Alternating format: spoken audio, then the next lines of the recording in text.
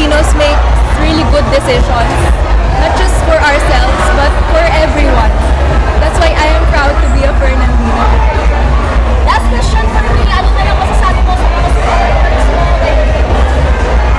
Maraming salamat sa walang sawang suporta niyo po sa akin. Lalong-lalo na sa pamilya ko, sa kabarangay, sa mga kaibigan, sa glam team, and sa mga Mutya sisters ko and the organizers, and Tita Jovi. Thank you. Thank you so much. At ano naman ang mga pangako mo, lalo na sa syudad ng San Fernando? This is not just a crown, but this is a purpose. Jemay, guys, we have here the winner of Mutyaning San Fernando 2025, Jemay Mangalugnan from Barangay Del Rosario. Congratulations, Jemay. Did I say it right, Jemay? Yes, Mom. Tama ba yung pronunciation ko? You can say Jemay, but it's Jemay po. Jemay! Jemay! Unang-una sa lahat, congratulations. Sinong gusto mong pasalamatan? Unang-una po, ang aking pamilya na walang sawang sumuporta, ang aking mga kabarangay, ang aking glam team na laging nagpupush sa akin to do my best and to give my 101% energy. Jemay, napakadami mong special awards including Best in Gown. Sinong designer mo? My designer po is Sir Ryan Manansala. At also Best in Advocacy. Ano nga, please tell us something about your advocacy. My advocacy is breaking the silence so survivors stand against sexual assault.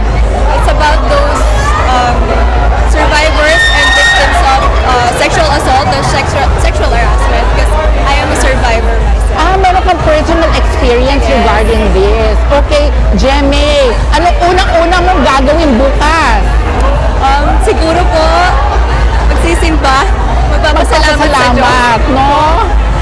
Sa inyong final Q&A, sa 25th Cityhood Anniversary ng City of San Fernando, hindi ako taga Pampanga. Saan mo ko dadalhin sa Pampanga? Lalo-lalo na sa San Fernando. Siguro po sa Giant Lantern office sa Bascohan Village. There you can see